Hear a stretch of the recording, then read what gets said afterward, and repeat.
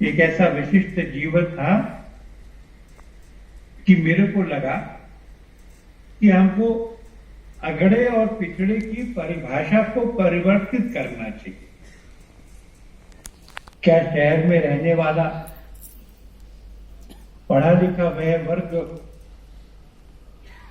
जो अपने घर के लिए, अपनी मोटर कार के लिए, अपनी सब चीजों के लिए बैंक से उधार लेकर के उधार का जीवन जीता है, उस उधार को भरने के लिए, किस्तें देने के लिए और उधार लेता है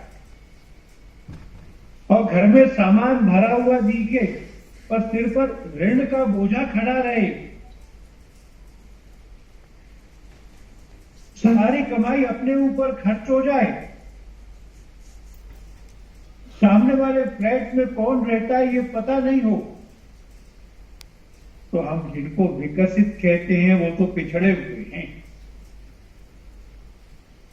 और झाबुआ के समाज में परस्पर की चिंता करने वाले, मिलजुल कर आगे बढ़ने वाले, सांघिक विकास वाले लोग, ईश्वर पर निर्भर हैं भक्ति के लिए, गीत गाते हैं आनंद के लिए, भजन गाते हैं, नाचते हैं। मैंने देखा सारी रात का वह आनंद,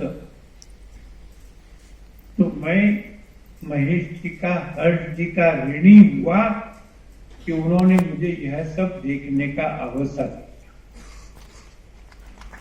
मैंने पढ़ा था कि बड़े बड़े तालाब डेवलप, ऐसा एक तालाब देखने में गया, वो मेरी कल्पना से कहीं बड़ा था।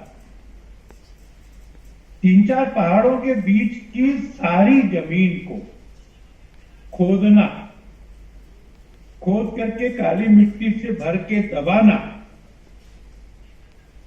और फिर उन सब के वर्षा के पानी का संग्रहण हो, उससे आसपास के सब कुओं में भी पानी हो जाए, खेती के लिए, पीने के लिए, ढोरों के लिए, सब। और ये सब अपने हाथों की, अपने पुरुषार्थ से हो। हमारे यहां परंपरा है, सवेरे उठ के हाथों को देखते हैं, उसमें भगवान को देखते। तो जिन हाथों ने उन तालाबों को बनाने के लिए कुल्हाड़ा चलाया, वो तो भगवान के ही हाथ हो गए। कोई एक गांव के लोग भोजन की सामग्री बेचते, आपके लिए ये सामान्य बात है, वहां नित्य होने वाली बात होगी, और वस्तुतः तो ये बहुत असामान्य बात विश्व में नहीं होती है। ऐसी बात राजनीतिक दल नहीं करते। तालाब चाहिए राजनीतिक दल को, बताओ, तो वो मांग करेगा, वो धरना करेगा, वो प्रदर्शन करेगा, वो बंद करेगा, तोड़फोड़ होगी, सरकार से मांगेंगे, स्वयं नहीं करेंगे। तो मैंने झाबुआ में एक नव जीवन के दर्शन, मैंने महेश जी में ऋषि के दर्शन, वहां के जो बहन और भाई इस काम में लगे हुए हैं, मुझे लगा कि मैं राम जी की वानर सेना को देखा, यह समुद्र का पुल बनने जैसा था, समुद्र पर पुल बनने जैसा बड़ा काम इन 1310 गांवों में हो रहा है। उन सबको करने का सेहरा सरकार पर नहीं। इस हॉल में जो लोग बैठे हुए हैं उन पर है, और इसलिए मैं एक नव भारत को झाबुआ से उगते हुए देखकर आया। प्रधानमंत्री जहां प्रवास के लिए गए थे, वहां मैंने नए भारत को देखा।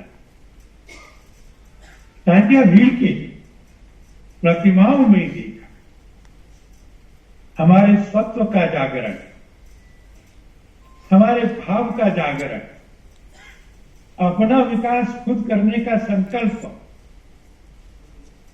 आज ही के दिन विशाल हिंदू संगम के रूप में इसकी नींव रखी गई।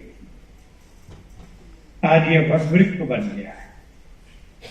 ये वट वृक्ष छाया भी देता है, फल भी देता है। ये धरती को जोड़कर पकड़ कर रखता है। ये धरती की नमी को, आर्द्रता को और उस नमी और आर्द्रता के स्नेह को बनाए रखता है। आप मान लीजिए कि शरीर से मैं दिल्ली में हूं, अपने मन और आत्मा से मैं इस कार्यक्रम में उपस्थित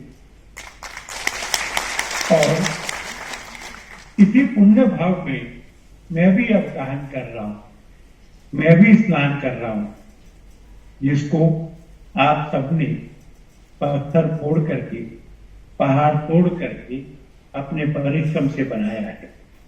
बहुत बहुत धन्यवाद, बहुत बहुत साधुवाद, नमस्कार।